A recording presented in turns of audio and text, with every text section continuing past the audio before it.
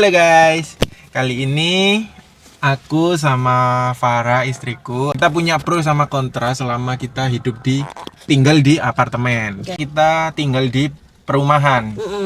Setelah jalan berapa tahun yang? 1 tahun. 1 tahun kita memutuskan untuk tinggal di apartemen. Tuh. Jadi apa aja sih pro kontra tinggal di apartemen ini? Untuk pro yang pertama, menurut Ayang apa? Aku concern banget dengan privacy. Tinggal di apartemen itu pilihan yang tepat. Oke, kenapa itu? Karena gini, jadi di apartemen itu tiap unit yang kita tempatin itu kita tuh punya kayak bisa Akses. tap kartu akses atau pakai finger dari fingerprint kita lah kayak Oke. gitu. Nah, untuk orang yang tidak punya unit tersebut atau tidak tinggal di lantai di unit tersebut itu tidak bisa mempunyai akses ke unit lantai tersebut gitu. Contoh nih, aku tinggal di lantai 10. Dalam satu unitku, ini kan misal ada, cuman kita kan 2 orang. Nah, yang punya fingerprint untuk ke lantai 10 ya dari unitku cuman aku sama Raga. Jadi setiap unit itu cuma dikasih kuota 4 finger untuk yang Satu kakak. 1 kakak. Gitu. Jadi, tapi ya tetap orang lain di dalam lantai tersebut ya bisa gitu kan. Jadi, balik lagi privasinya kita ya kita hanya bertemu dengan orang-orang dari lantai tersebut. Kita bisa bertemu dengan orang lain gitu, tapi mungkin di lobi, di kolam renang. Jadi janjiannya kalau ada tamu mau ketemu sama kita ya janjiannya di lobi. Betul. Karena mereka gak bisa naik. Dan itu jadi pilihan pertamaku banget, konsenku yang pertama, karena nggak mungkin guys ada orang tiba-tiba ketok-ketok atau temenku atau siapa mau main terus tiba-tiba dia datang. Kadang kan kita di rumah itu pingin lah sesuatu tuh ngerasa kayak safe, ngerasa kayak aman. Jadi ini adalah pertimbangan kita yang pertama. Kalau kalian tinggal di apartemen, itu kalian nggak bisa disurprisein sama temen-temenmu. Dan pasti temen-temenmu itu pasti ngechat kalau mau ke unitmu, mau ke apartemenmu itu pasti ngechat kamu. Soalnya dia nggak bisa naik, dia juga nggak bisa ngapa-ngapain, cuma bisa di lobi. Kecuali teman kamu satu lantai sama kamu Ya, baru itu bisa bisa. gitu. Kenapa menurut kamu? Yang kedua kalau menurutku sih aman ya di apartemen itu ya. Bener. Kamu dari masuk halaman itu ada manajemen parkir, nggak ada security di mana-mana. Mulai masuk lobby sampai ke naruh sepeda pun atau naruh mobil itu ada security. Ini juga ada CCTV di mana-mana juga. Oke, ya gitu. itu juga termasuk. Jadi kita lebih misal mobilmu ada naudzubillah parkir terus tiba-tiba penyok atau desok gitu ya. Kamu bisa tanya ke manajemen, ini siapa yang nabrak, itu pasti tahu soalnya ada CCTV itu.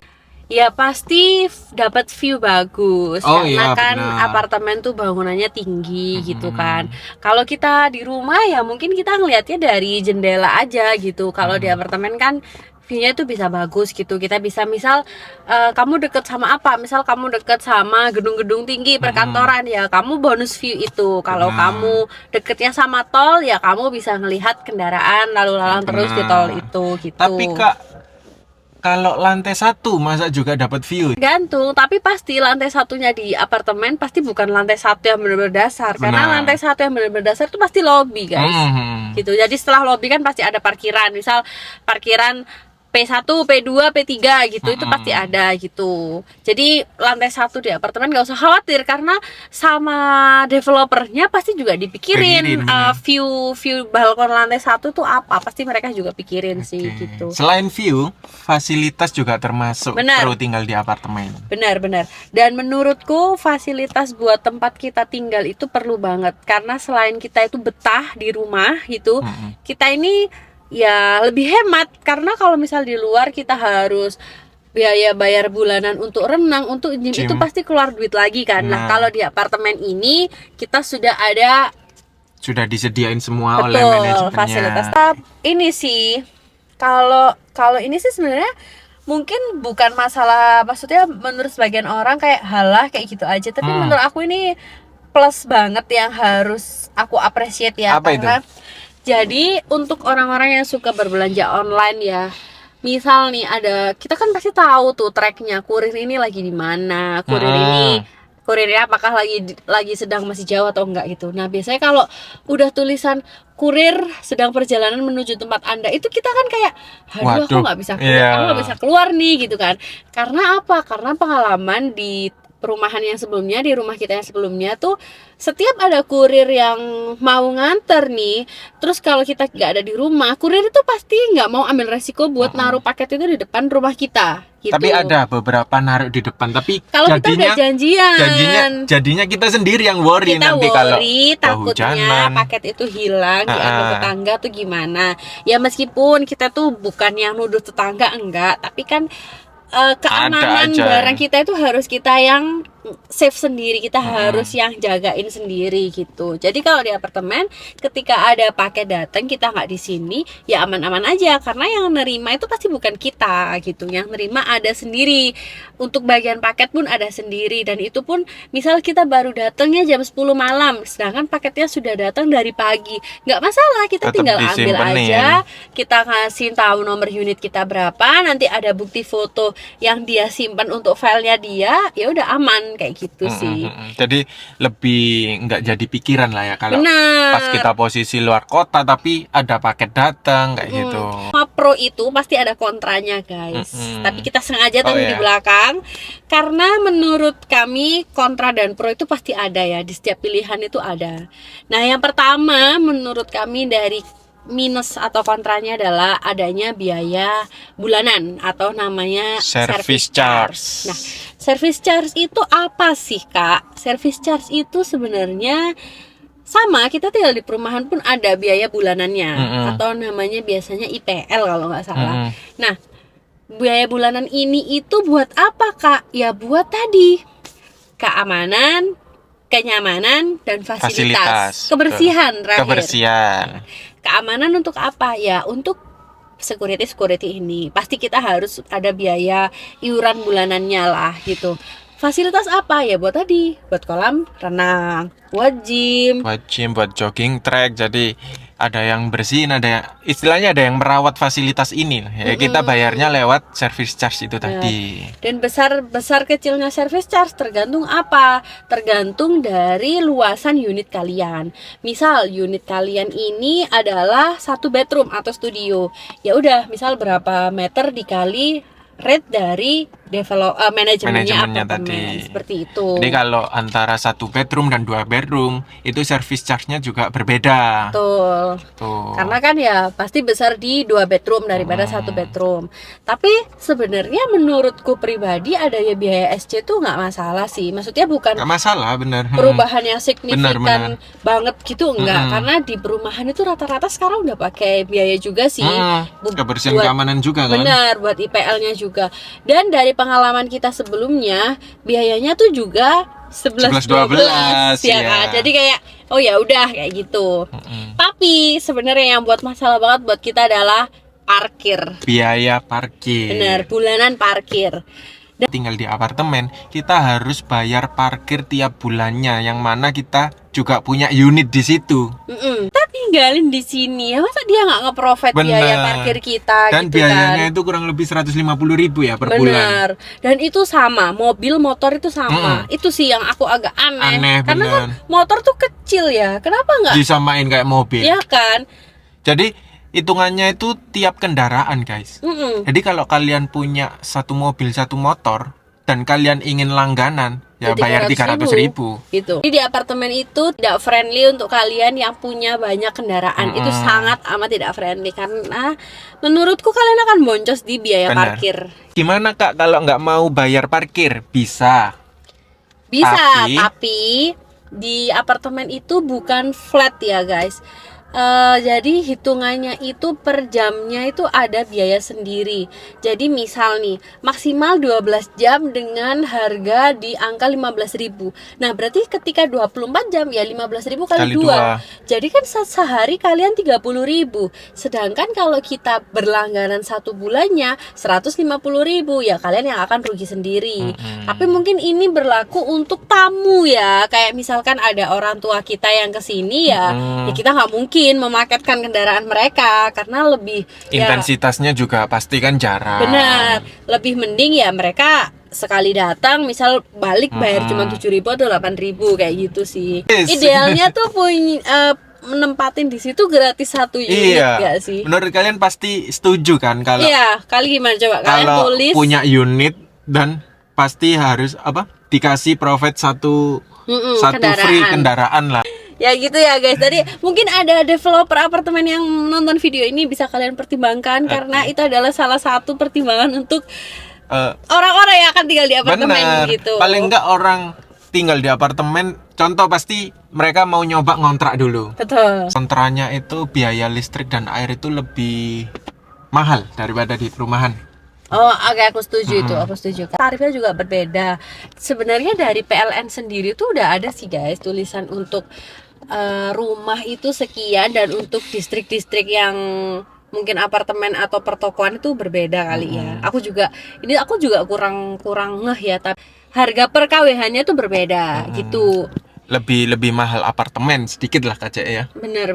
Tapi ya tadi kalau kalian merasa tapi aku nggak pakai aneh-aneh kok, aku cuman pakai AC gitu ya kalian mungkin nggak ngerasa berat gitu kan.